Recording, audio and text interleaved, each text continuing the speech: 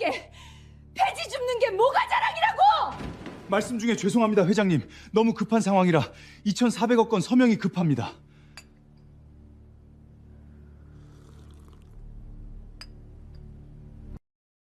안녕하세요. 저는 올해 57살 강순덕이라고 합니다. 오늘은 제가 겪었던 정말 기막힌 이야기를 하나 들려드리려고 하는데요. 글쎄, 상견례 자리에서 처음 본 며느리감한테 뺨을 맞았어요. 그것도 제가 폐지를 줍는다는 이유 하나로요. 근데 그 뒤에 무슨 일이 벌어졌는지 이건 끝까지 들어보셔야 해요. 이야기 시작 전 구독과 좋아요를 눌러주신다면 여러분의 가족과 주변 사람 모두에게 건강과 행복한 기운을 전달하실 수 있을 거예요. 자, 그럼 제 이야기 한번 들어보세요. 저는 서울 성수동에 있는 새벽들녘이라는 식품 회사를 운영하고 있어요. 연 매출이 2,400억 정도 되는 중견기업인데 이 회사를 시장 반찬 가게에서부터 30년 넘게 키워온 거예요. 평일에는 본사 회장실에서 수출 계약서에 도장을 찍고 임원들하고 회의를 하고 그런 사람이에요.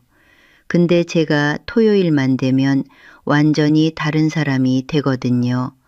토요일 새벽 5시면 저는 장롱 안쪽에 따로 걸어둔 낡은 점퍼를 꺼내 입고 고무장갑을 챙겨서 경기도 안산시 단원구로 내려가요. 거기서 뭘 하느냐면 폐지를 모아요. 리어카를 직접 끌고 골목골목을 돌면서 폐지를 수거해서 고물상에 넘기고 그 수익금을 전액 독거노인 지원센터에 기부하는 봉사를 15년째 하고 있는 거예요. 제가 왜 이걸 하게 됐는지 아세요? 30년 전 남편이랑 안산 중앙시장에서 단돈 500만 원으로 반찬 가게를 시작했을 때 진짜 먹고 살기 힘들었거든요. 빚은 쌓이지 장사는 안 되지 하루하루가 전쟁이었는데 그때 그 동네에서 폐지를 수거하시던 박종수 할아버지라는 분이 계셨어요. 그분이 매일 아침 저한테 국밥 한 그릇씩을 사다 주셨어요. 가난한 폐지 수거 어르신이 더 가난한 반찬 가게 아줌마한테 밥을 먹인 거예요. 그 은혜를 저는 아직도 잊지 못해요. 할아버지가 돌아가신 뒤에 그분이 일하시던 그 구역에서 제가 대신 폐지를 모으기 시작한 거예요. 그래서 토요일 오전만큼은 비서실장 김 비서가 아무리 중요한 일정을 잡아도 제가 안 비켜줘요. 그 주에도 베트남 바이어랑 화상회의가 토요일에 잡혀 있었는데 김 비서한테 오후로 옮기라고 했죠. 20년을 저를 모셔온 사람이니까 토요일 오전은 4시간이란 말이 무슨 뜻인지 바로 알아듣고 일정을 조정해 줬어요. 그날도 새벽부터 나가서 같이 봉사하는 어르신 3분이랑 합류했는데 그중에 이금순 할머니라는 분이 계세요. 올해 78인데 이 할머니가 제 창업 초기부터 같은 시장 골목에서 떡을 파셨던 분이에요. 제가 빚에 쫓기면서 밥도 못 먹던 시절에 매일 떡 한 봉지씩을 건네주시던 분이고 제가 봉사를 시작할 때 혼자 하면 외롭다면서 함께 해주신 분이에요. 15년 동지인 셈이죠. 봉사를 마치고 편의점 앞에서 어르신들이랑 삼각김밥을 나눠 먹고 있는데 아들 준혁이한테서 전화가 왔어요. 준혁이가 올해 32살인데 1년 넘게 사귀고 있는 여자친구가 있었거든요. 박서연이라는 29살 아가씨인데 저는 아직 한 번도 만나본 적이 없었어요. 근데 준혁이가 다음 주 토요일에 서연이네 어머니하고 상견례를 잡았다면서 같이 식사하자는 거예요. 참, 여기서 한 가지 말씀드려야 할 게 있어요. 준혁이가 서연이한테 저를 뭐라고 소개해뒀냐면 안산에서 작은 식품 가게를 운영하는 어머니라고만 해놨더라고요. 2,400억짜리 회사 얘기는 쏙 빼고요. 솔직히 좀 서운했죠. 근데 준혁이 말이 있는 그대로의 우리 가족을 받아들여줄 사람인지 보고 싶다는 거예요. 그래서 그냥 준혁이 뜻을 존중하기로 했어요. 사실 준혁이가 그런 생각을 하게 된 데는 이유가 있어요. 이 아이가 대학 때 친구들 사이에서 재벌 2세라고 불리는 게 싫어서 졸업하고 일부러 제 회사가 아닌 다른 데로 취직했거든요. 한솔푸드라는 식품 유통 중소기업에 들어가서 영업팀 과장으로 7년째 자기 힘으로 살고 있는 아이예요. 연봉 4,800만 원에 분당 원룸에서 혼자 사는데 면접 때도 어머니가 안산에서 작은 식품 가게를 한다고만 적었대요. 그러니 서연이한테도 똑같이 말한 거죠. 금순 할머니가 옆에서 전화 내용을 듣고는 우리 순덕이 며느리 본다면서 좋아하시는데 저는 웃으면서도 속으로는 상대 부모가 지금 이 모습의 나를 보면 어떻게 생각할까 하는 걱정이 슬쩍 들더라고요. 집에 돌아와서 옷장을 열어봤어요. 안쪽에 걸린 정장들을 꺼내 들었다가 다시 넣고 결국 평소에 입는 수수한 가디건이랑 면바지를 골라놨어요. 나는 나대로 가면 되지 뭘 꾸며서 가겠어요. 근데 상대편 집안은요, 분위기가 좀 달랐어요. 서연이 어머니 오미숙이라는 분이 강남 도산대로에서 미앤유피부가라는 피부과를 20년째 운영하는 원장이에요.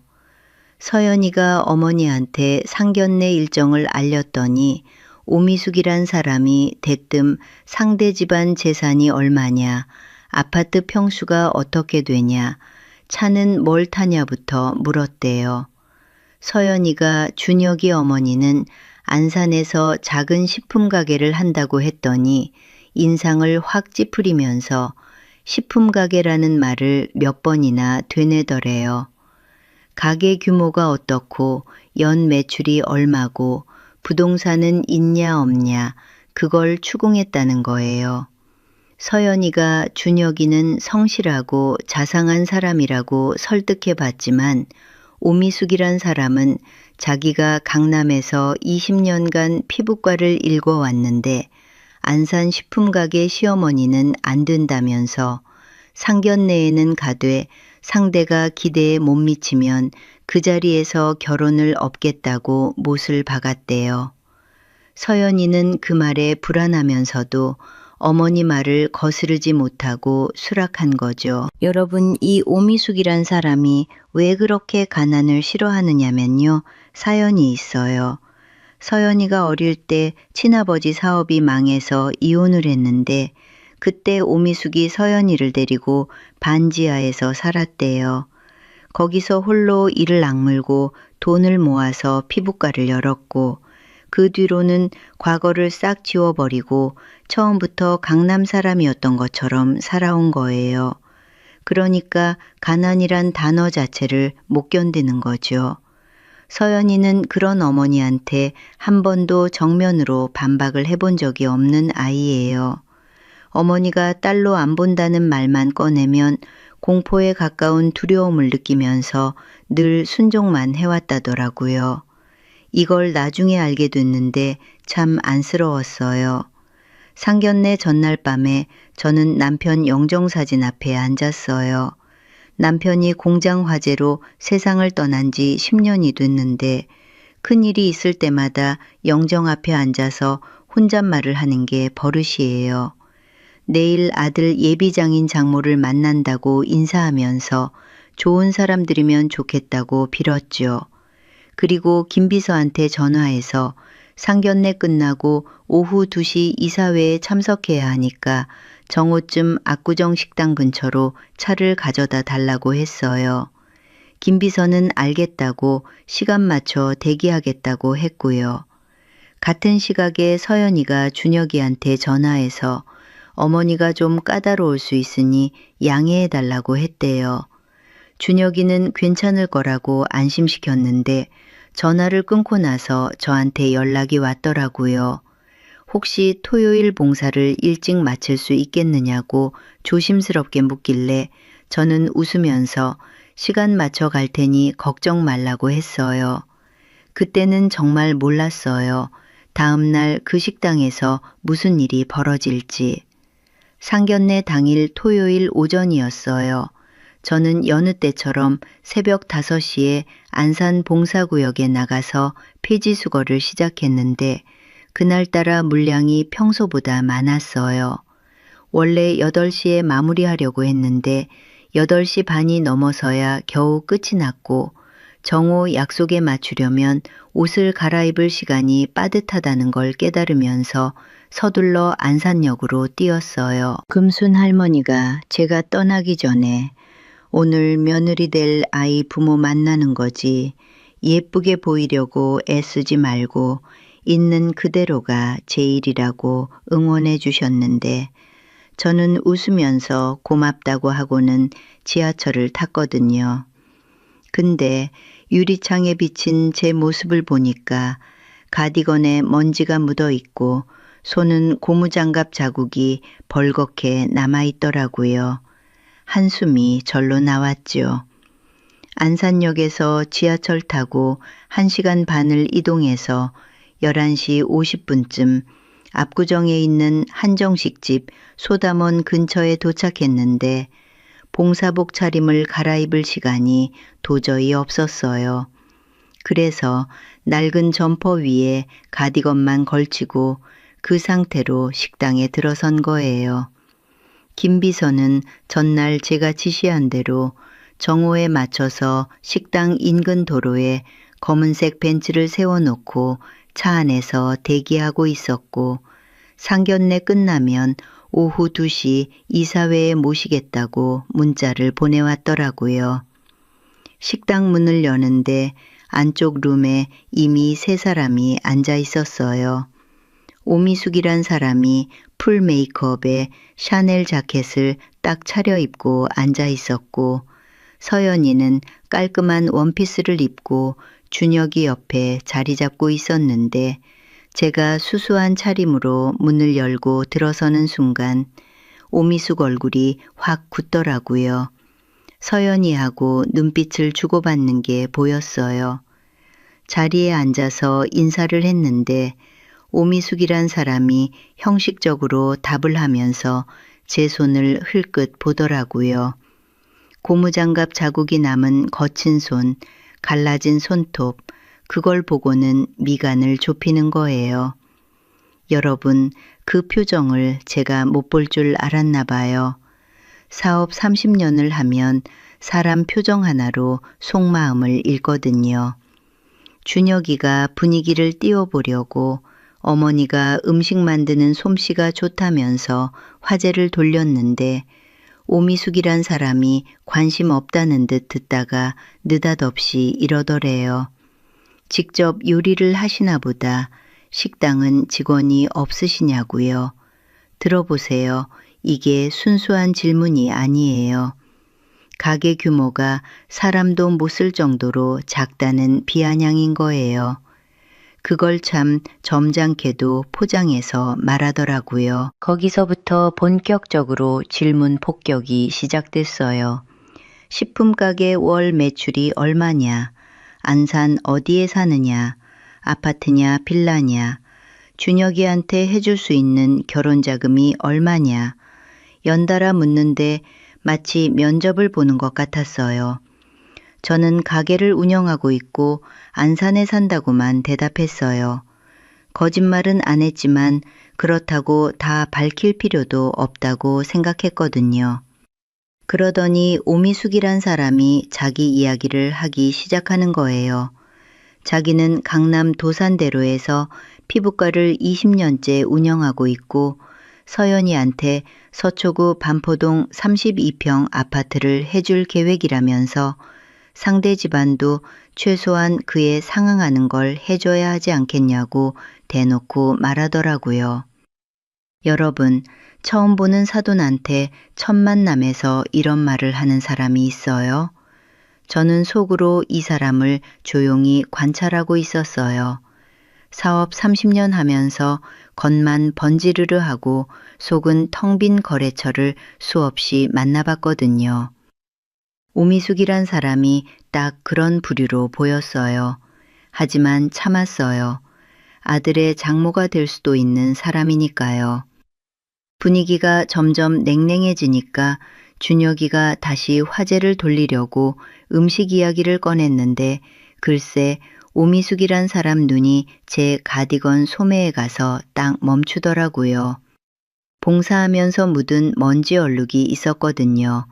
대체 오늘 뭘 하다 오신 거냐고 물어보는데 그 목소리 톤이 참 묘했어요. 제가 머뭇거리니까 준혁이가 대신 어머니가 주말마다 봉사활동을 하신다고 말했어요. 무슨 봉사냐고 캐묻길래 준혁이가 잠깐 말을 아끼더니 제가 직접 말했어요. 폐지를 모아서 독거노인 단체에 기부한다고 담담하게요. 그 순간 오미숙 얼굴이 확 일그러졌어요. 고개를 서연이 쪽으로 돌리더니 네가 시집갈 곳의 시어머니가 폐지를 죽는다. 이런 식으로 비아냥을 하는 거예요. 식당 안에 어색한 침묵이 내려앉았는데 서연이가 그때 준혁이 손을 잡으면서 어머니를 말리려 했거든요. 근데 오미숙이란 사람이 서연이 손을 탁 치면서 가만히 있으라고 제지하더라고요. 서연이가 움찔하면서 손을 걷어들이는 게 보였어요. 오미숙이란 사람이 저한테 형편이 그 정도인 줄 몰랐다면서 솔직히 자기 딸과는 맞지 않는 것 같다고 직접적으로 말했어요. 저는 표정 하나 안 바꾸고 두 아이가 서로 좋아하니까 지켜봐 주시면 안 되겠느냐고 차분하게 말했죠. 근데 이게 불을 지른 거예요. 오미숙이란 사람이 제 말을 끊더니 형편이 이러면서 할 말은 다 한다고 쏘아붙이고는 서연이한테 일어나라 더 볼 것도 없다고 명령했어요. 서연이가 바로 안 일어나니까 목소리를 더 높이더라고요. 그리고 서연이 손목을 잡으면서 이런 말을 했어요. 지금 일어나지 않으면 앞으로 딸로 안 보겠다고요. 제가 서연이 얼굴을 봤는데 하얗게 질려 있었어요. 어린 시절부터 반복되어 온 그 공포 앞에서 몸이 굳어버린 게 보이더라고요.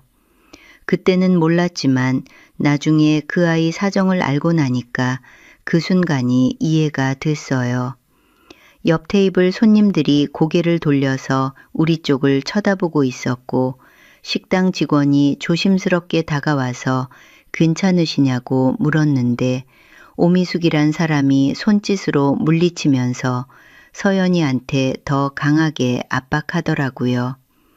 저는 분위기를 수습해 보려고 오미숙한테 아이들 마음이 중요하지 않겠느냐고 한마디 더 건넸어요. 근데 그게 역효과였어요. 가난한 주제에 훈수를 둔다. 오미숙이란 사람은 그렇게 받아들인 거예요. 더 격하게 반응하면서 식당 분위기가 극도로 험악해졌어요. 서연이 얼굴을 보면 어머니의 압박, 저에 대한 혼란, 식당 안 다른 손님들 시선, 이 모든 게 한꺼번에 겹치면서 감정이 한계까지 몰린 게 느껴졌거든요. 준혁이가 서연이 손을 잡으려는 그 찰나에 서연이가 벌떡 자리에서 일어났어요. 그리고 저한테 이러는 거예요. 저희 어머니한테 무슨 말씀을 하시는 거냐면서 제 뺨을 세게 때렸어요. 탈싹 하는 소리가 식당 전체에 울렸어요. 정적이었어요. 준혁이는 순간 얼어붙었고 저는 뺨을 감싸준 채 서연이를 가만히 올려다봤어요. 여러분, 제가 그때 무슨 생각을 했는지 아세요? 아무 생각도 안 나더라고요. 57년을 살면서 사람 손에 얼굴을 맞아본 적이 처음이었거든요. 뺨이 얼얼한데 그보다 가슴이 더 얼얼했어요. 저는 뺨을 맞은 채로 몇 초간 서연이를 바라봤어요. 29살 젊은 여자애가 처음 보는 어른 뺨을 때리고는 자기도 손이 떨리고 있더라고요.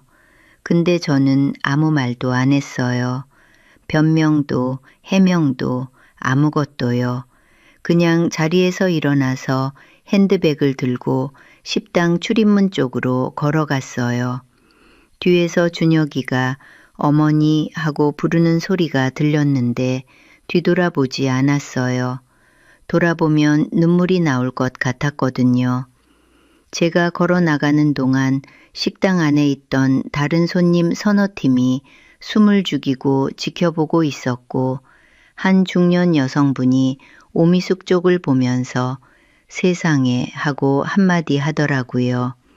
오미숙이란 사람은 못 들은 척 시선을 피했고 서연이는 방금 자기가 한 행동에 손이 떨리면서도 어머니 앞이라 후회하는 기색을 차마 못 보이더래요.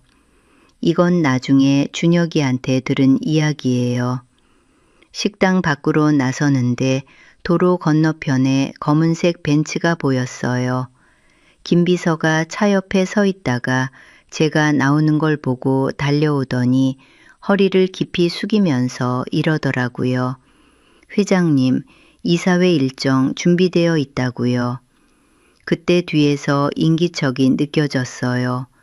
오미숙이랑 서연이가 식당 유리문 너머로 이 장면을 보고 있었던 거예요.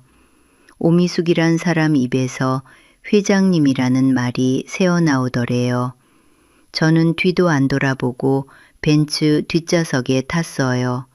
서연이는 방금 자기가 뺨을 때린 사람한테 정장 입은 비서가 허리를 숙이는 광경을 보고 다리에 힘이 풀렸다고 하더라고요. 준혁이도 식당 안에서 이걸 함께 봤대요. 어머니 정체가 이런 식으로 드러날 줄은 몰랐다면서 복잡한 심경으로 서 있었는데 오미숙이란 사람이 준혁이한테 저 차가 어머니 차냐고 물었지만 준혁이는 대답을 안 했대요. 차 안에서 저는 아무 말도 안 하고 창밖만 바라봤어요. 김 비서가 백미러로 제 얼굴을 살피더니 괜찮으시냐고 재차 물었는데 뺨이 아직 붉어져 있었나 봐요. 아무것도 아니라고 했는데 김 비서는 더 이상 묻지 않더라고요. 20년을 모셔온 사람이니까 제가 말 안 하면 안 물어봐요. 그 점이 고마웠어요. 준혁이는 식당에 남아서 서연이하고 오미숙을 마주봤는데 더 이상 이 자리에 있을 수 없다고 하고 일어섰대요. 서연이가 팔을 잡으려 했는데 준혁이가 처음으로 서연이 손을 뿌리쳤다더라고요. 어머니 뺨을 때린 사람과는 말할 수가 없다고요. 그 말을 듣고 서연이가 멈칫했는데 준혁이는 그대로 나가버렸대요. 오미숙이란 사람은 준혁이가 떠난 뒤에도 머릿속이 회장님이라는 말에서 벗어나질 못하고 바로 스마트폰을 꺼내서 새벽들녘 식품회장 강순덕을 검색하기 시작했대요. 여러분, 검색 결과가 어떻게 나왔겠어요? 새벽들녘이 연 매출 2,400억 원의 중견 식품기업이고 대표이사 회장 강순덕이 시장 반찬가게에서 시작해 30년 만에 기업을 일군 입지전적 인물이라는 기사가 줄줄이 떴다는 거예요. 사진 속에 정장 차려입은 제 모습이 오늘 식당에서 가디건에 먼지 묻혀가지고 앉아있던 그 사람이랑 같은 사람이라는 걸 확인하고 손이 떨렸대요. 거기다 2022년에 대한민국 중소기업인 대회에서 대통령 표창 받은 사진, 경제인 연합회 행사에서 연단에 선 사진까지 나오니까 자기가 폐지 줍는 가난한 시어머니라고 무시한 사람의 실체에 아찔했던 거죠. 오미숙이란 사람이 바로 서연이한테 이러더래요. 네가 뺨을 때린 사람이 2,400억짜리 회사 회장이라고요. 서연이 얼굴에서 혈기가 싹 빠졌대요. 오미숙이란 사람은 당장 준혁이한테 연락해서 사과하라고 다그쳤지만 서연이는 멍한 상태에서 아무 반응도 못했다더라고요. 그날 저녁에 오미숙이란 사람이 직접 준혁이한테 전화를 걸었대요. 오늘 자기가 너무 무례했다. 다시 만나자면서 태도를 180도 바꿨는데 준혁이가 냉담하게 한마디만 했대요. 어머니가 결정하실 일이라고요. 그리고 전화를 끊어버렸다더라고요. 저는 이사회를 마치고 밤늦게 안산집에 돌아왔어요. 거실 한쪽에 놓인 남편 영정사진 앞에 앉았는데 오늘 있었던 일이 자꾸 머릿속에서 되감기가 되는 거예요. 며느리 하나 제대로 못 골랐다는 자책이 올라오면서 뺨 맞은 자리가 아직 얼얼하더라고요. 여러분, 57년을 살면서 사업도 하고 별별 사람을 다 만나봤지만 사람한테 직접 얼굴을 맞아본 건 그날이 처음이었어요. 화장대 거울 앞에 앉았는데 뺨에 아직 붉은기가 남아있더라고요. 그걸 보니까 문득 남편이 살아있던 시절이 떠올랐어요. 사업 초기에 거래처 사장한테 시장 반찬가게 주제라고 모욕을 당한 적이 있었거든요. 그때 남편이 저한테 참지 말고 실력으로 보여주라고 했었는데 그 모욕이랑 오늘 당한 일이 겹치면서 코끝이 시리더라고요. 밤 11시쯤이었어요. 현관 초인종이 울려서 나가보니까 준혁이가 서 있었어요. 현관문 앞에서 죄송합니다 하면서 고개를 푹 숙이고 있더라고요. 안으로 들이면서 네 잘못이 아니라고 괜찮다고 달랬는데 이 아이 눈에 눈물이 고여 있는 걸 보니까 가슴이 찢어지는 것 같았어요. 32살 다 큰 아들이 엄마 앞에서 우는 거잖아요. 저는 준혁이한테 단호하게 말했어요. 저 집안과의 결혼은 안 된다고요. 오늘 본 게 그 집안의 본성이라고 선을 그었어요. 준혁이는 반박하지 못하고 고개를 떨궜는데 그 아이 표정을 보니까 서연이에 대한 마음을 완전히 접지는 못한 게 느껴지더라고요. 근데 저도 어쩔 수가 없었어요. 뺨을 맞은 사람이 접니다. 그런 집안을 받아들일 수는 없잖아요. 그날 밤 서연이는 강남 자기 오피스텔에 돌아가서 문을 잠그고 불도 안 켠 방에서 자기 오른손을 가만히 내려다봤대요. 제 뺨을 때린 바로 그 손이요. 식당에서 벌어진 장면이 끊임없이 들감기처럼 반복됐다더라고요. 준혁이한테 전화를 걸었는데 준혁이가 안 받고 문자를 보냈는데 답이 안 오고 이불을 뒤집어 쓴 채로 자기가 저지른 일의 무게를 처음으로 실감하기 시작했대요. 제가 왜 이 이야기를 이렇게 자세히 하느냐면요. 나중에 서연이가 직접 다 말해줬었어요.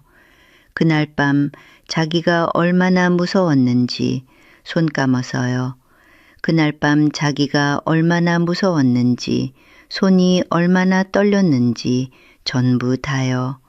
근데 그건 한참 뒤의 일이고 그때는 저도 서연이도 서로한테 연락할 엄두조차 못 내고 있었어요. 그 일이 있고 사흘이 지났어요. 서연인 제이게이는 사흘째 회사에 병가를 내고 출근을 못하고 있었대요. 광고 대행사 기획대기에서 일하는 아이인데 오피스텔 방 안에 틀어박혀서 나오질 않았다더라고요.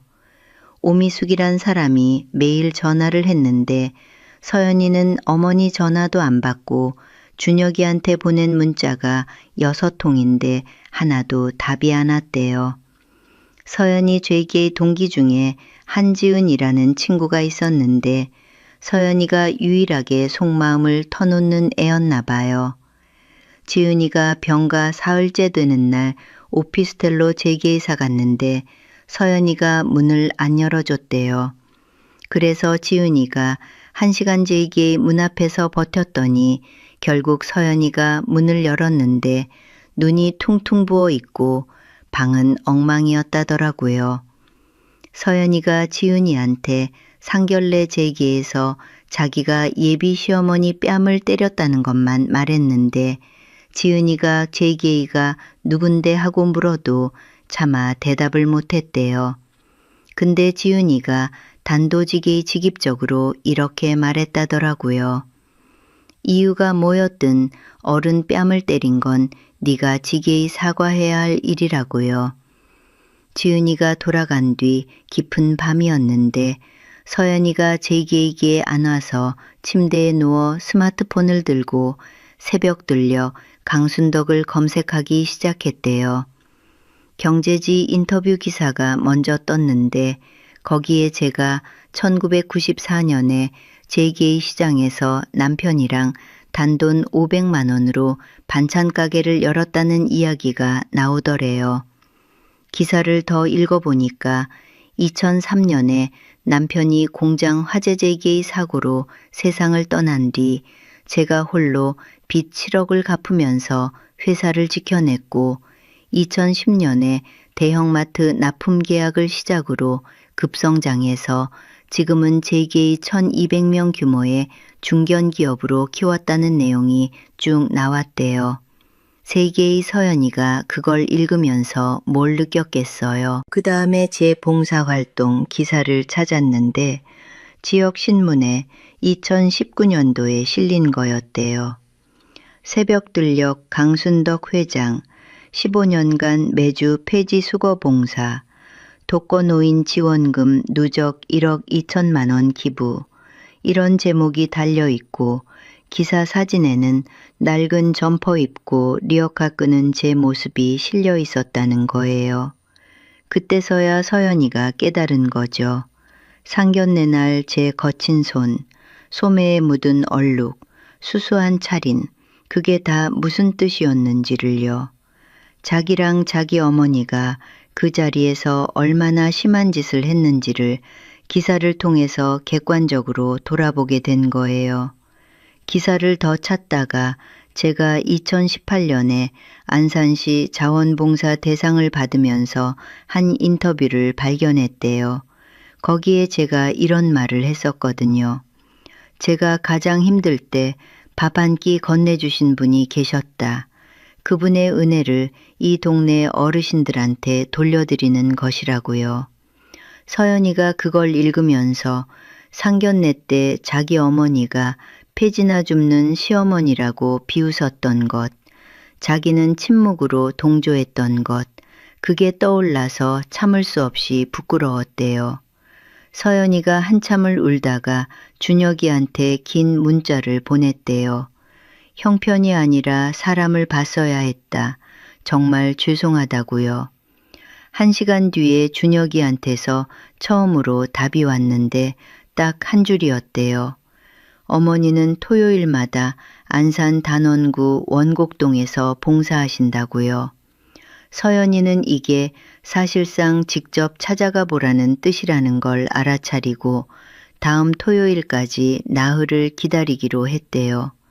그 사이에 제 기사랑 인터뷰를 수십 개 더 찾아서 읽었다더라고요.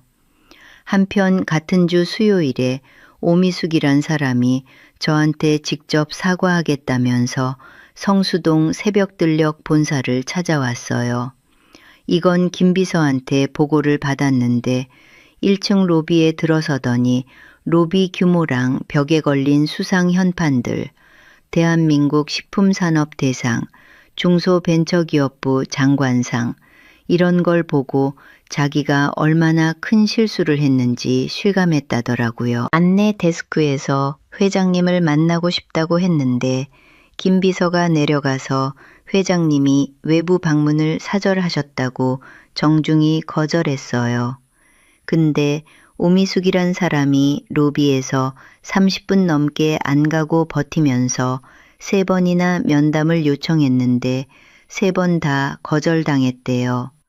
결국 자기 명함이랑 짧은 편지를 봉투에 넣어서 김 비서한테 전달하고 돌아갔는데 저는 그 편지를 받긴 했지만 읽지 않고 서랍에 넣어뒀어요. 솔직히 그때는 그 사람이 하는 말을 들을 마음의 여유가 없었거든요.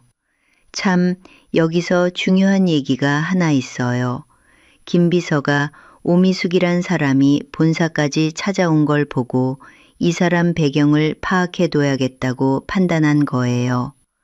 회장한테 접근하는 외부 인물에 대한 보안 차원의 확인이었는데 조사해 보니까 오미숙 피부과에서 무면허 시술 보조 인력 2명을 간호조무사로 허위 등록해서 레이저 시술을 시키고 있었고 블로그랑 SNS에 허위 시술 후기를 건당 15만 원 주고 올리게 하고 있었다는 거예요. 김 비서가 이 보고서를 저한테 올렸는데 읽으면서 참 씁쓸했어요.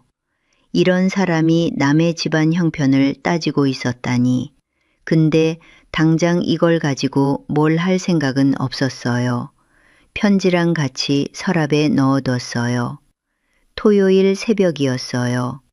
서연이가 생애 처음으로 새벽 5시에 알람을 맞추고 일어나서 안산 단원구 원곡동으로 갔대요. 제가 폐지를 수거한다는 주택가 골목을 찾아서 50m 뒤에서 먼 발치로 지켜봤다는 거예요. 골목 어귀에 서서 제가 리어카를 끌고 나오는 모습을 처음 봤을 때 상견례 날 수수한 차림으로 식당에 들어왔던 제 모습이 겹치면서 그날 자기 손이 제 뺨에 닿았던 감각이 되살아나서 다리가 후들거렸대요.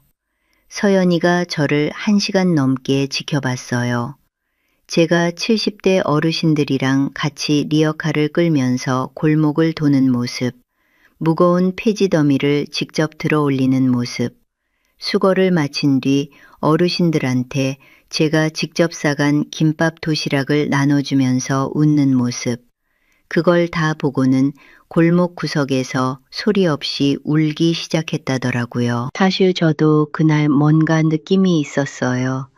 김밥을 나눠주다가 문득 골목 끝에서 누가 서 있는 기척이 느껴졌거든요. 금순 할머니가 저기 누가 서 있나 하고 물으셨는데 저는 지나가는 사람이겠지 하고 넘겼어요. 솔직히 누군지 짐작이 갔는지 안 갔는지 지금 생각해도 잘 모르겠어요. 다만 그냥 모른 척한 거예요. 서연이는 그날 저한테 다가가지 못하고 그대로 돌아갔대요. 근데 집에 돌아가서 처음으로 오미숙한테서 온 전화를 받았대요. 그리고 이렇게 말했다더라고요. 어머니, 제가 때린 분이 어떤 분인지 이제 알겠다. 제가 직접 사과드리러 가겠다고요. 오미숙이란 사람은 자기가 먼저 가서 정리해 주겠다고 했는데 서연이가 처음으로 어머니한테 이렇게 말했대요. 아니요, 이건 제가 해야 할 일이라고요. 29살 먹도록 어머니한테 한 번도 아니라고 못했던 아이가 처음으로 자기 목소리를 낸 거예요. 나중에 이 얘기를 들었을 때 참 묘한 기분이었어요. 근데 여러분, 그 주에 오미숙 피부과에서 일이 하나 더 터졌어요.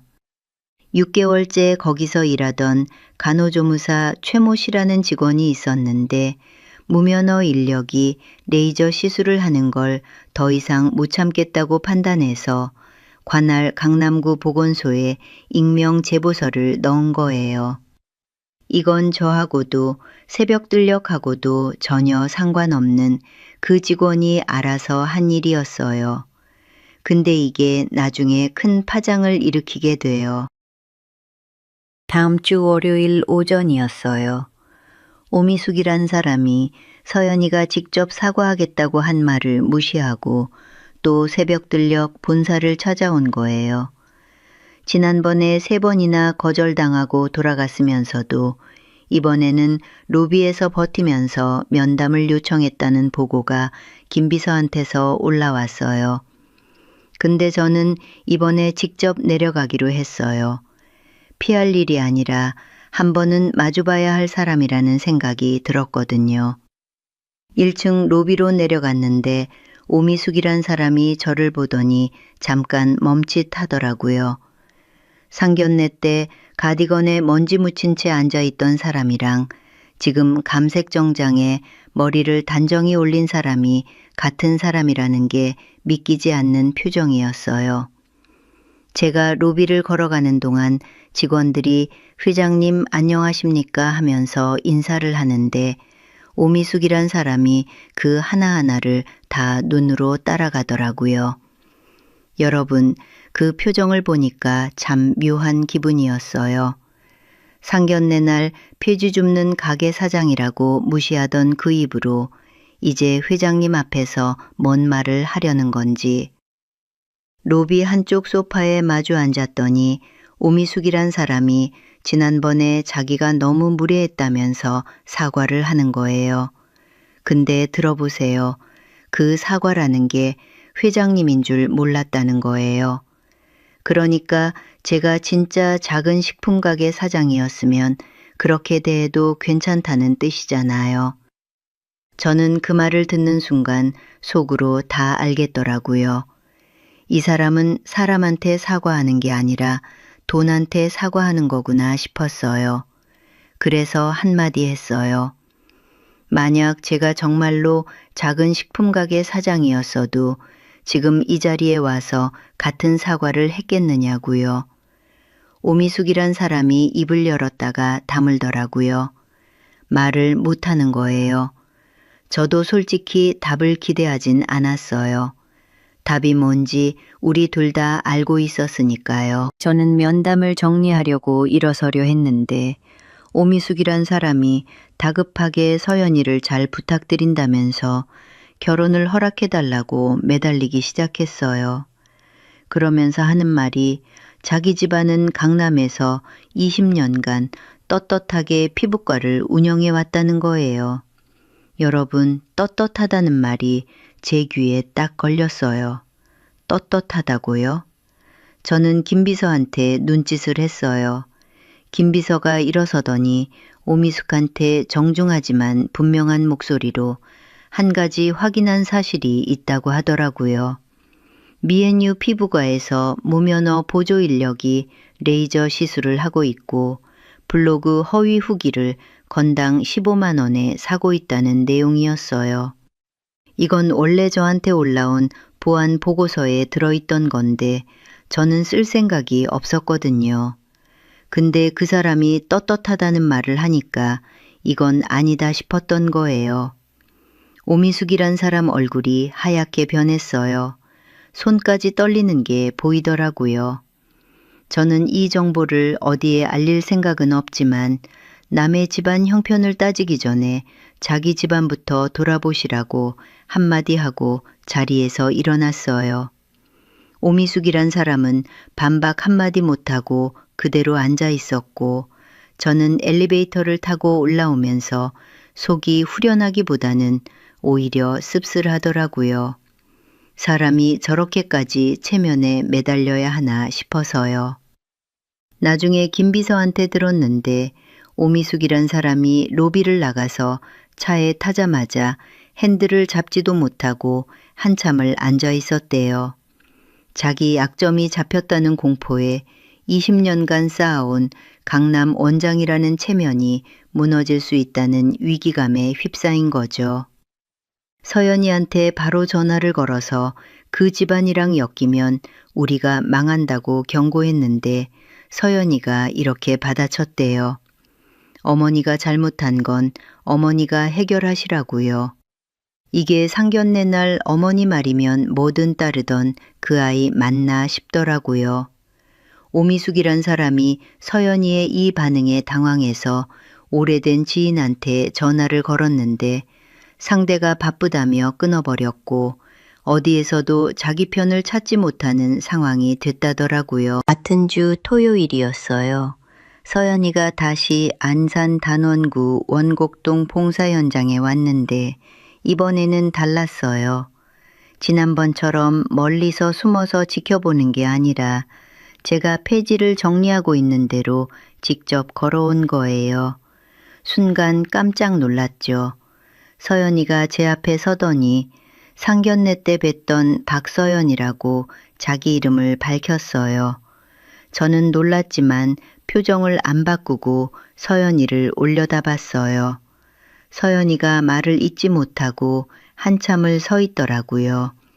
주변에서 같이 봉사하시던 어르신들도 이게 뭔가 싶어서 쳐다보고 있었고 서연이도 그 시선을 의식하고 있는 게 보였어요. 근데 이 아이가 갑자기 그 자리에서 무릎을 꿇었어요.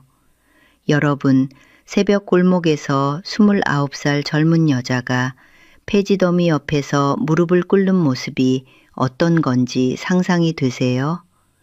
금순 할머니가 아이고 이게 누구냐, 왜 무릎을 꿇느냐면서 일으키려고 하셨는데 제가 손짓으로 할머니를 말렸어요. 서연이가 뭘 하려는 건지 끝까지 듣고 싶었거든요. 서연이가 무릎을 꿇은 채로 말하기 시작했어요.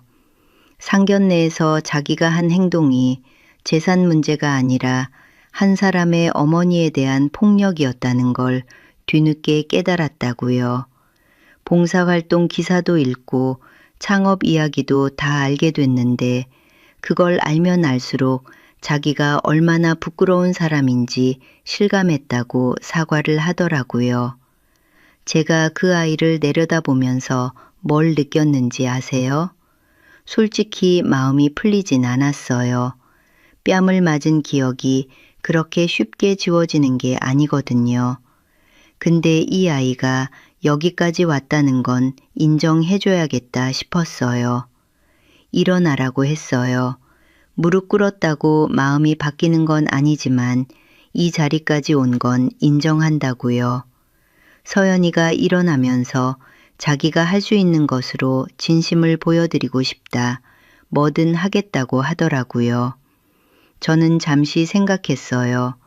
이 아이한테 뭘 시킬까가 아니라 이 아이가 진짜인지 가짜인지를 어떻게 알 수 있을까를 생각한 거예요. 그래서 제가 시작했던 곳에서 시작해 보겠느냐고 했어요.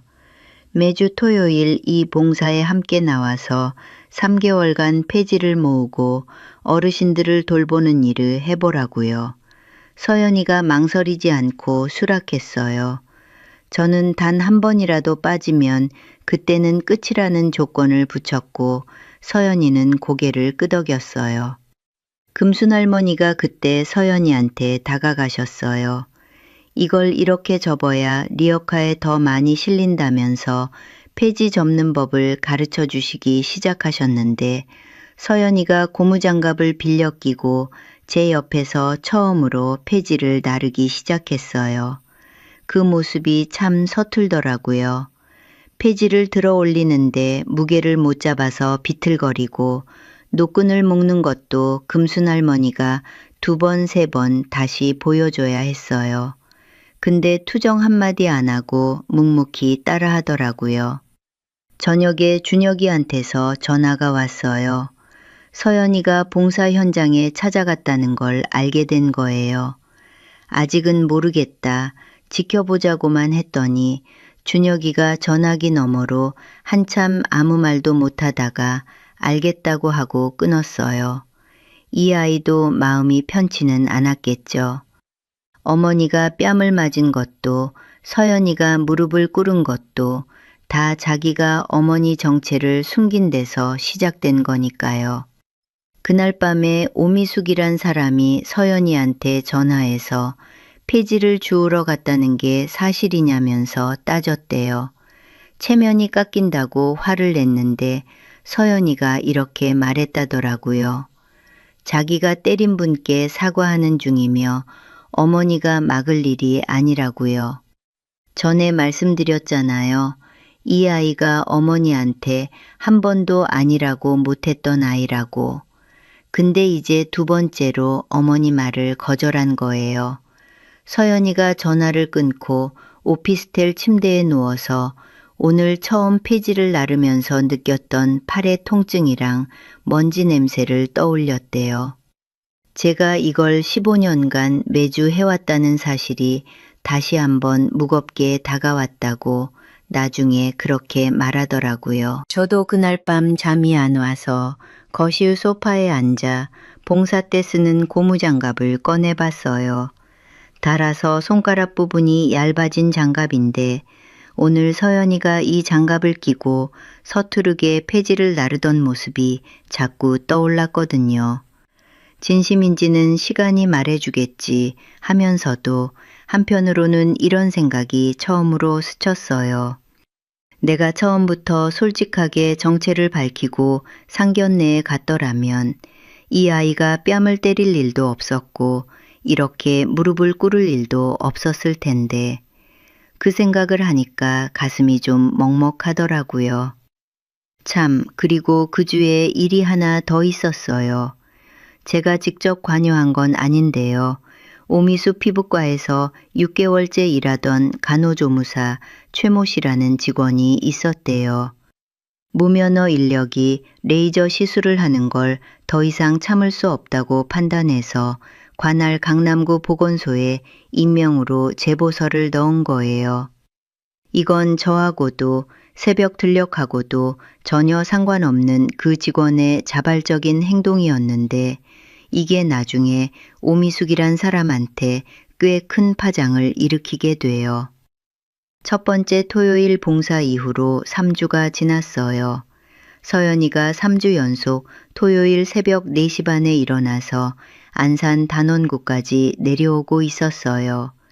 첫 주에는 폐지 무게를 감당을 못해서 리어카에 싣다가 비틀거리고 골목 먼지에 기침을 하고 땀이 옷을 다 적셔도 한마디 불평 없이 따라왔거든요. 저는 일부러 말을 안 걸었어요. 이 아이가 진짜인지 가짜인지는 제가 말을 걸어서 알 수 있는 게 아니라 시간이 보여주는 거니까요. 2주차에 서연이가 폐지를 묶다가 손등이 찢어졌어요.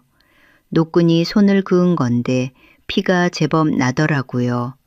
근데 이 아이가 아프다는 소리를 안 하는 거예요.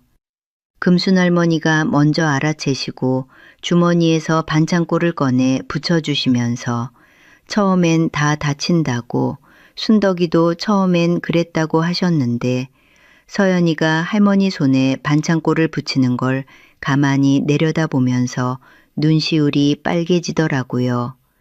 저는 그걸 옆에서 보면서도 모른 척 했어요. 봉사 현장에서 서연이하고 금순 할머니가 점점 가까워지기 시작했어요. 여러분, 금순 할머니가 어떤 분인지 전에 말씀드렸잖아요. 제 창업 초기부터 같이 시장에서 떡어를 파시던 분이고 제가 봉사 시작할 때부터 15년 동지인 분이에요. 이 할머니가 서연이한테 제 이야기를 해주시기 시작한 거예요. 남편을 잃고 혼자 7억 빚을 갚던 시절에 폐지수거 어르신 박종수 할아버지가 매일 아침 국밥을 사다 주셨는데 그 할아버지가 돌아가시고 나서 내가 이 동네 어르신들을 돌보겠다면서 봉사를 시작한 이야기.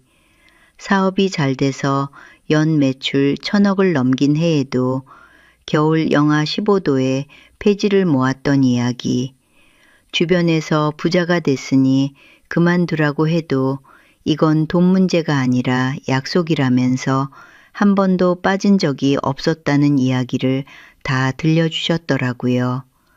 서연이가 그 이야기를 듣고 나서 제 봉사가 단순한 선행이 아니라 은혜를 갚는 삶의 방식이었다는 걸 비로소 깊이 이해하게 됐대요.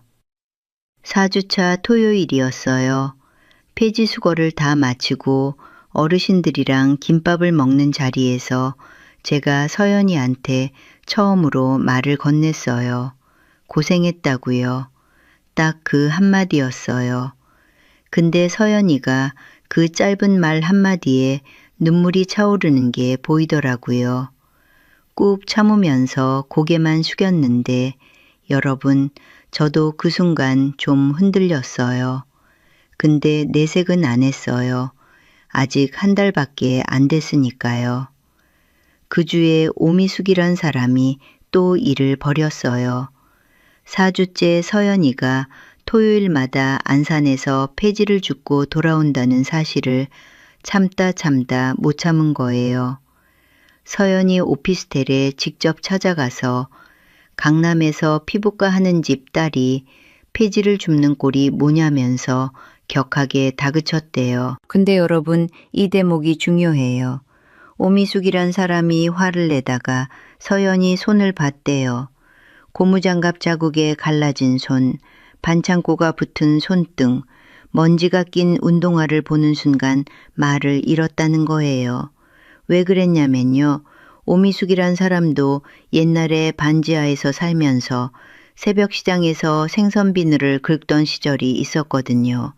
그때 자기 손도 저랬던 거예요. 그 기억이 스친 거죠. 근데 이 사람이 그걸 바로 떨쳐냈대요. 그리고는 다시 내가 너를 이렇게 키우지 않았다면서 눈물을 흘렸다더라고요. 그때 서연이가 처음으로 어머니한테 정면으로 말을 했대요. 어머니가 키운 대로에 자기가 사람 뺨을 때렸다. 그게 더 부끄럽다고요. 오미숙이란 사람이 그 말을 듣고 아무 말도 못하고 돌아갔다더라고요. 이 이야기를 나중에 서연이한테 들었을 때 솔직히 좀 놀랐어요. 어머니한테 평생 순종만 하던 아이가 저런 말을 할 수 있게 됐구나 싶어서요. 5주차 토요일이었어요. 봉사를 마치고 돌아가는 길에 저하고 서연이가 처음으로 단둘이 걷게 됐어요. 어르신들은 먼저 가시고 준혁이도 안 왔으니까 자연스럽게 둘만 남은 건데 제가 서연이한테 물었어요. 왜 어머니 말에 그렇게까지 흔들리느냐고요. 서연이가 한참을 말을 못하다가 천천히 이야기를 시작하더라고요. 어릴 때 아버지 사업이 망해서 이혼하고 어머니하고 단둘이 반지하에서 살았던 기억부터요. 어머니가 홀로 돈을 모아 피부과를 열면서 우리는 원래 이런 사람이 아니라면서 과거를 지우기 시작했는데 그때부터 어머니가 딸로 안 본다는 말을 꺼낼 때마다 공포를 느꼈다는 거예요.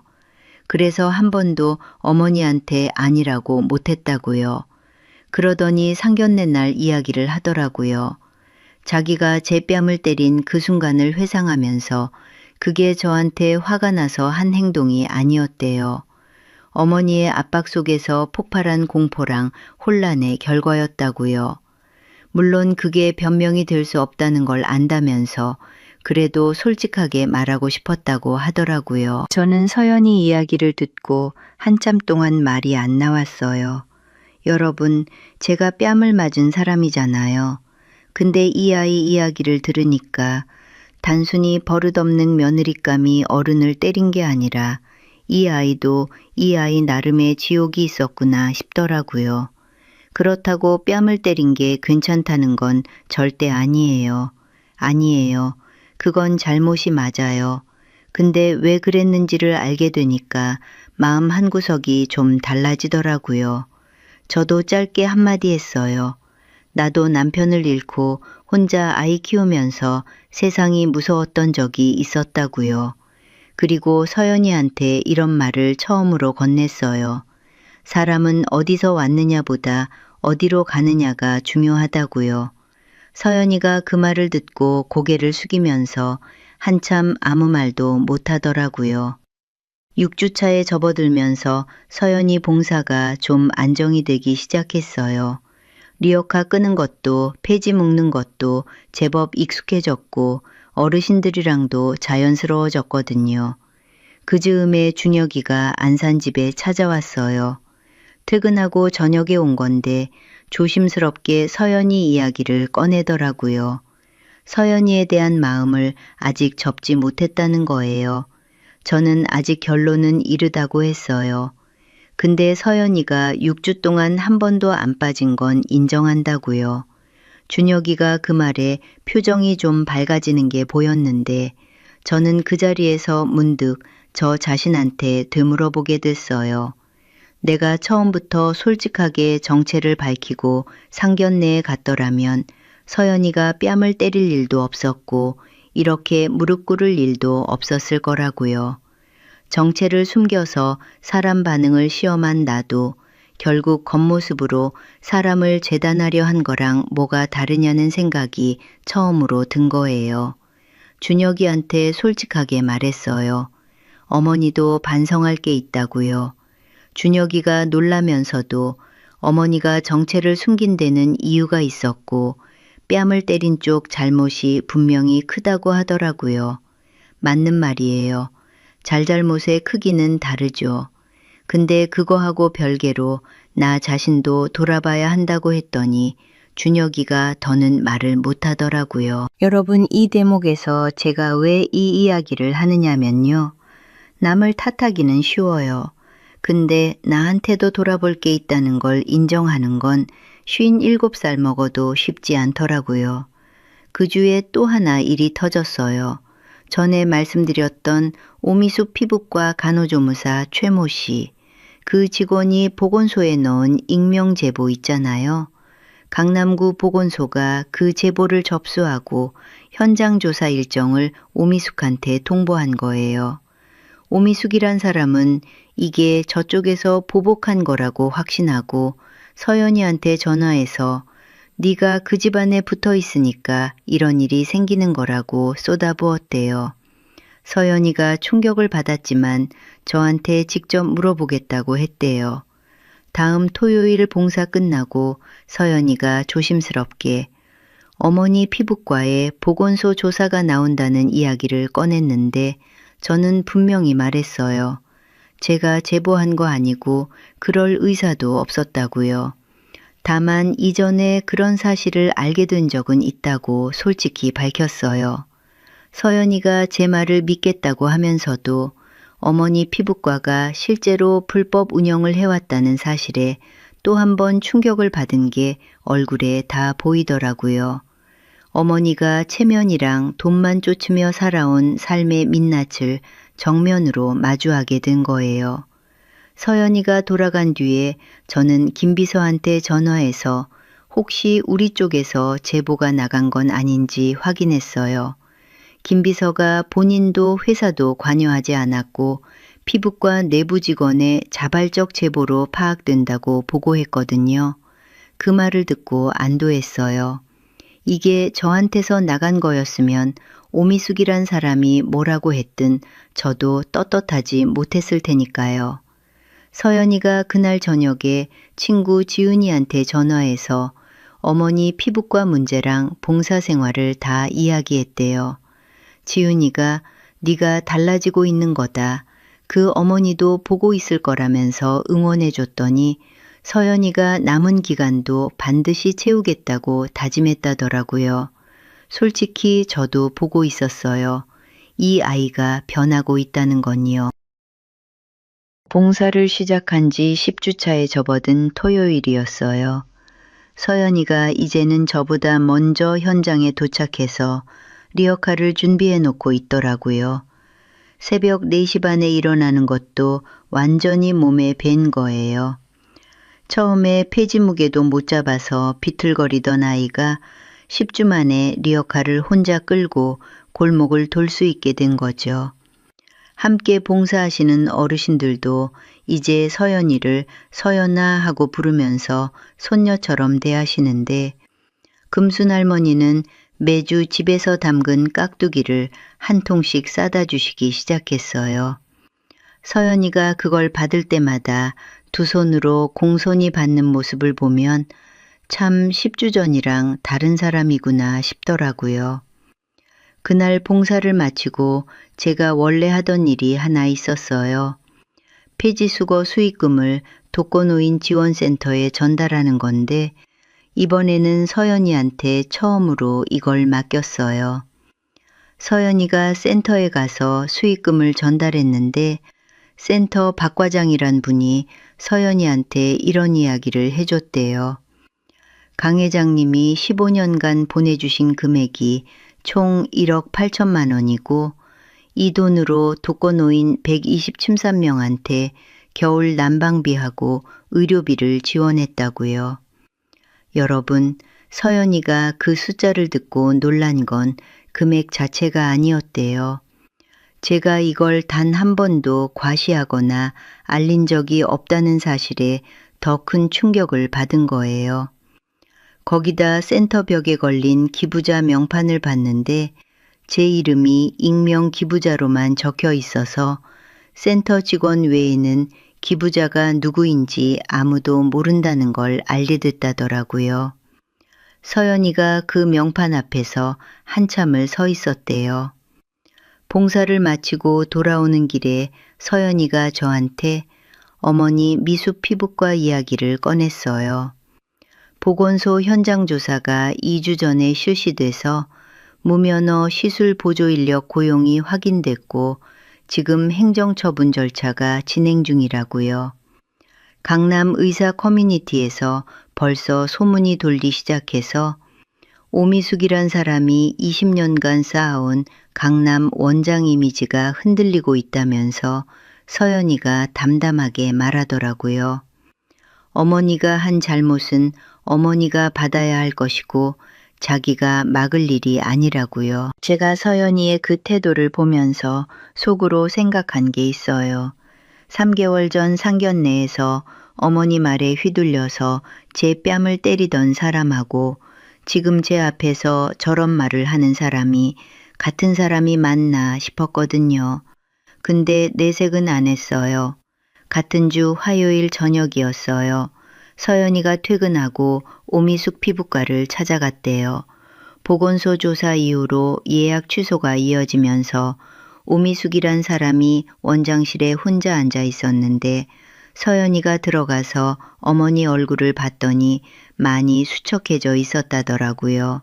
서연이가 한동안 말없이 어머니 옆에 앉아 있다가 어머니가 잘못한 건 잘못한 거지만 어머니도 힘들었을 거라면서 처음으로 딸로서 위로를 건넸대요. 오미숙이란 사람이 그 말에 울음을 터뜨렸다더라고요. 20년간 강남 원장이라는 허울을 유지하느라 얼마나 쪼들리고 불안했는지 반지하에서 올라와서 다시는 내려가지 않겠다고 이를 악물며 살아왔는지를 처음으로 솔직하게 토로했대요. 여러분, 이 대목에서 제가 오미숙이란 사람이 불쌍하다는 말을 하려는 건 아니에요. 그 사람이 저한테 한 짓은 한 짓이에요. 근데 사람이 왜 그렇게 듣는지를 알게 되면 미워하는 마음의 결이 좀 달라지더라고요. 근데 오미숙이란 사람이 울면서도 저에 대해서는 여전히 복잡한 감정을 드러냈대요.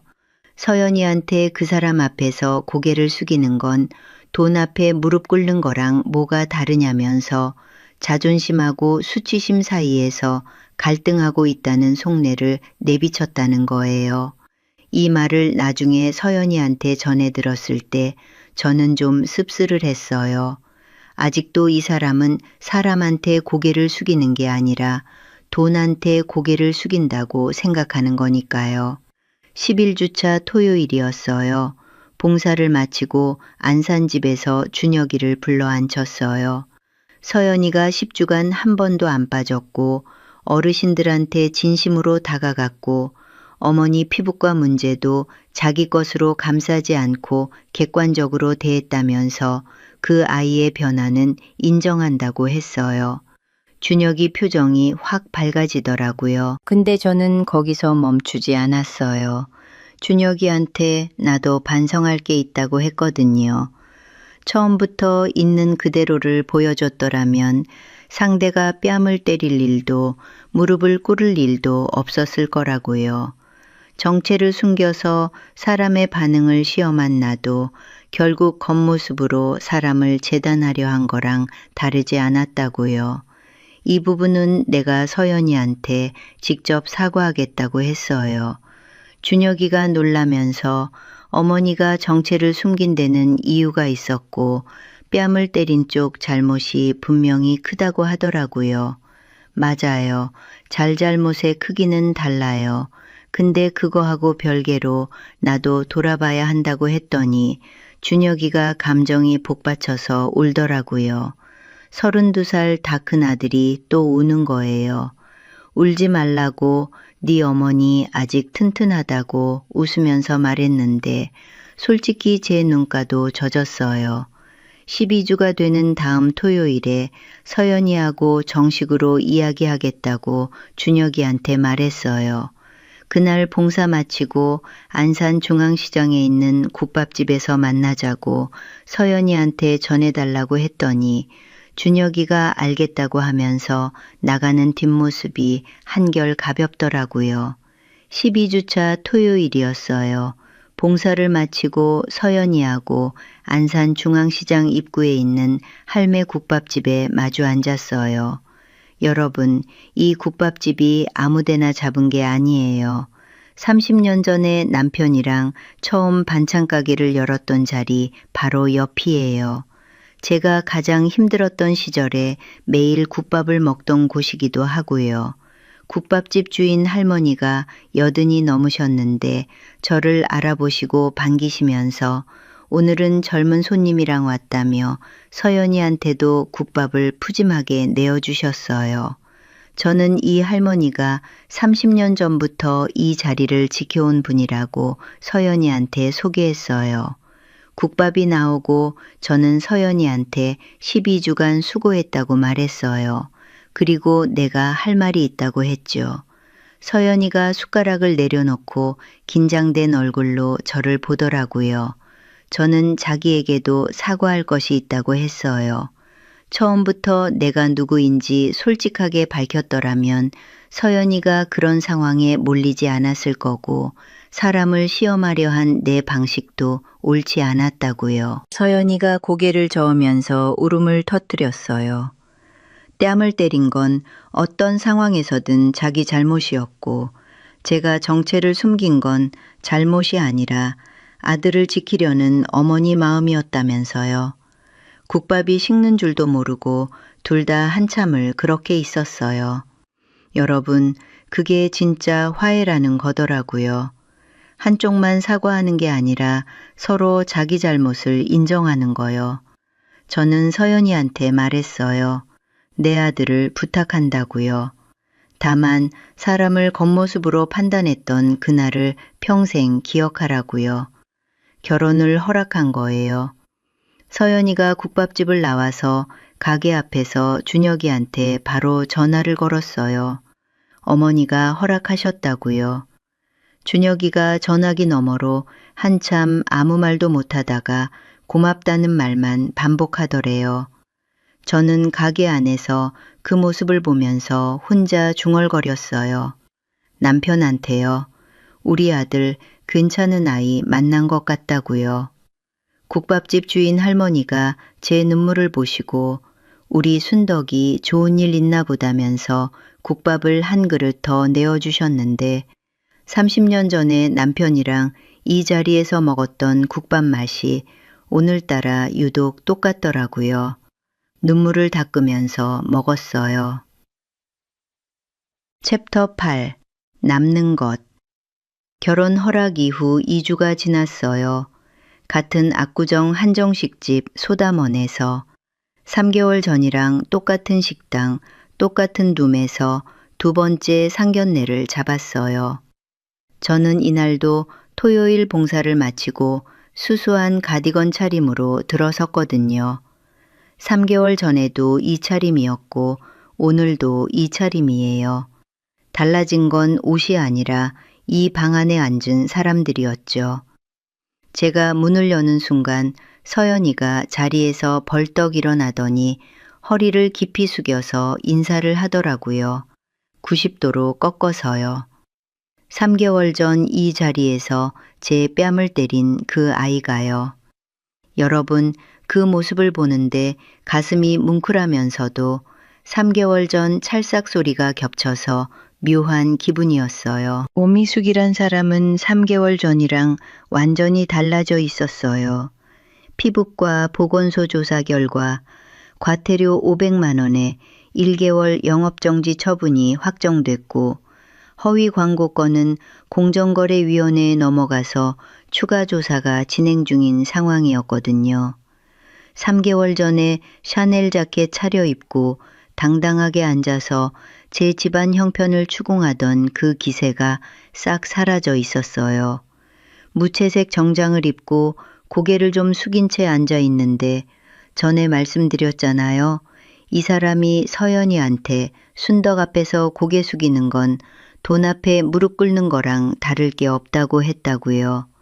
그래서인지 저하고 눈이 마주치니까 자존심하고 수치심이 뒤엉킨 복잡한 표정을 짓더라고요.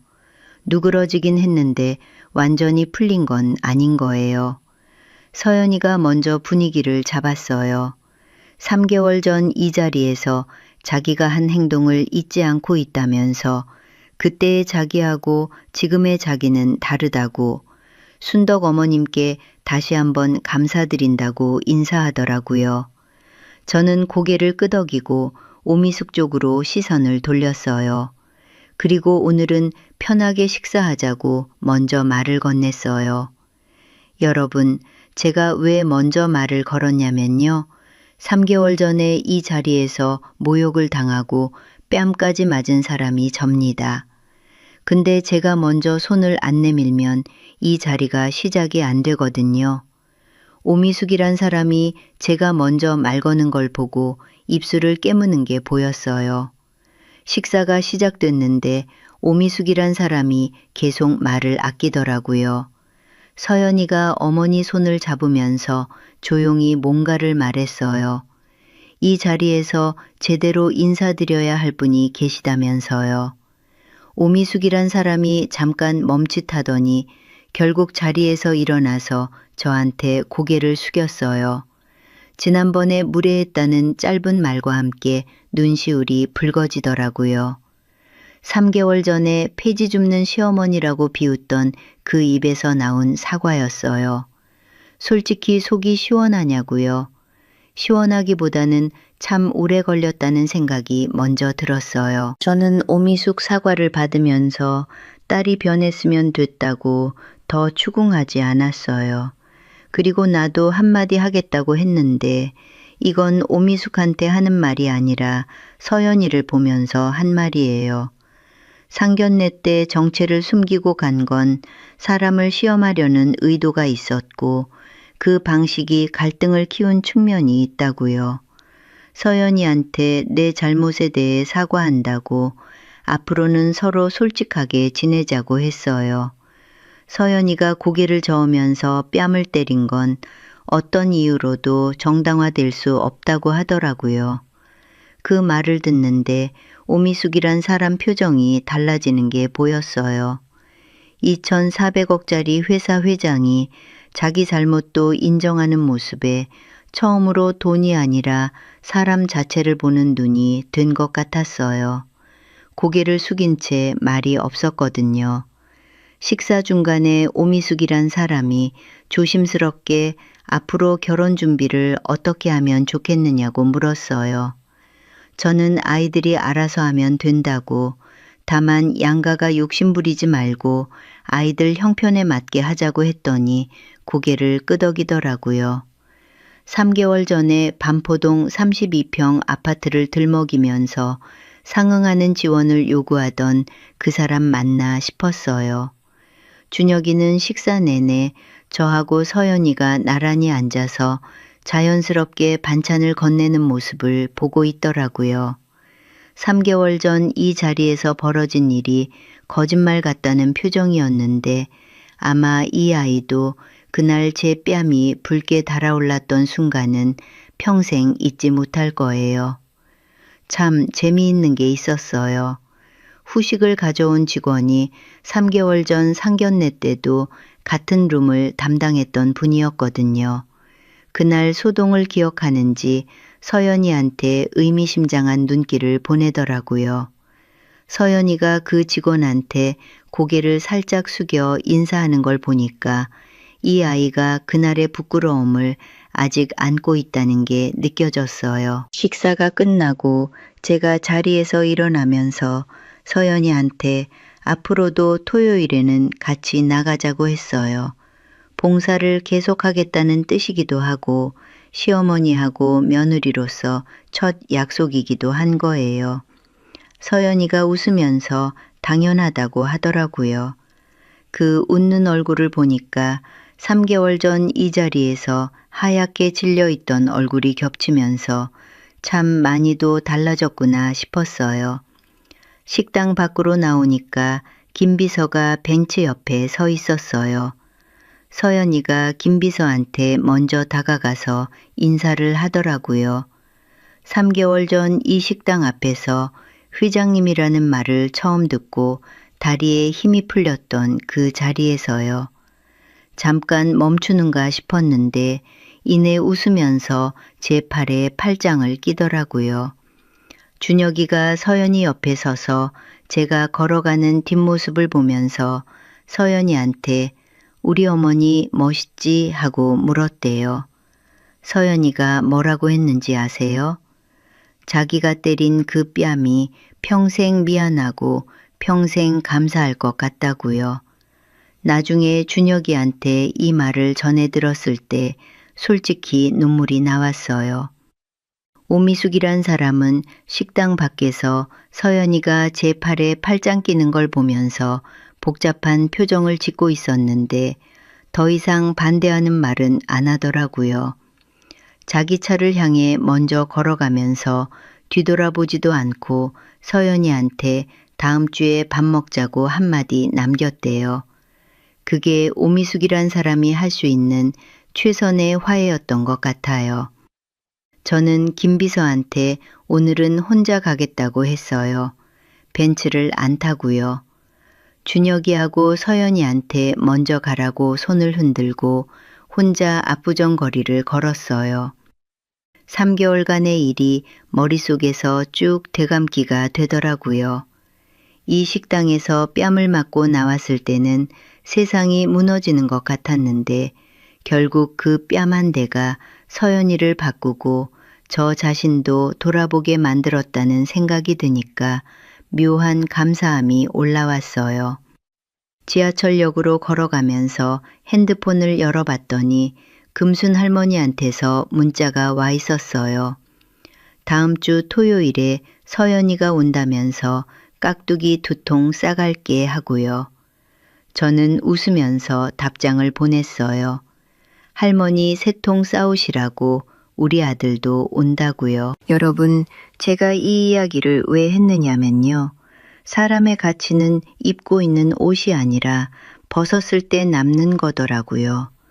저는 낡은 점퍼 아래에서 가장 값진 것들을 발견했어요. 15년을 함께한 봉사동지 금순 할머니도, 묵묵히 옆을 지켜준 김 비서도, 뺨을 때리고도 무릎 꿇고 다시 일어선 며느리 서연이도요. 화려한 옷 뒤에 숨어서 남을 깔보던 사람은 결국 자기가 무너졌고, 먼지 묻은 가디건 입고 폐지를 줍던 사람 곁에는 진짜 사람들이 남았어요. 여러분도 혹시 겉모습 때문에 무시당한 적이 있으시다면 기억하세요. 진짜 값진 건 벗겨도 남는 겁니다.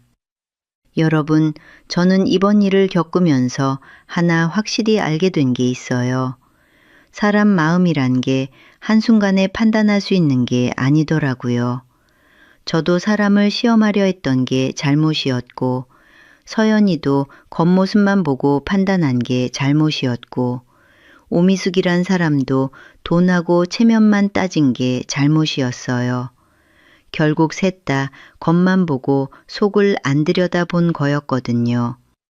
근데 다행인 건 시간이 좀 걸렸지만 서로 자기 잘못을 인정하고 나니까 길이 보이더라고요. 혹시 여러분 중에서도 겉모습 때문에 무시당하신 적 있으시면 너무 속상해하지 마세요. 진짜 내 값어치는 남들이 정하는 게 아니라 내가 살아온 시간이 증명해 주는 거니까요. 긴 이야기 끝까지 들어주셔서 진심으로 고마워요. 들으시면서 느끼신 거 있으시면 댓글로 한 줄만 남겨주세요. 잘 들었다. 그것만으로도 저한테는 큰 힘이 됩니다. 구독 눌러주시면 다음에도 또 좋은 사연으로 찾아뵐게요. 감사합니다, 여러분.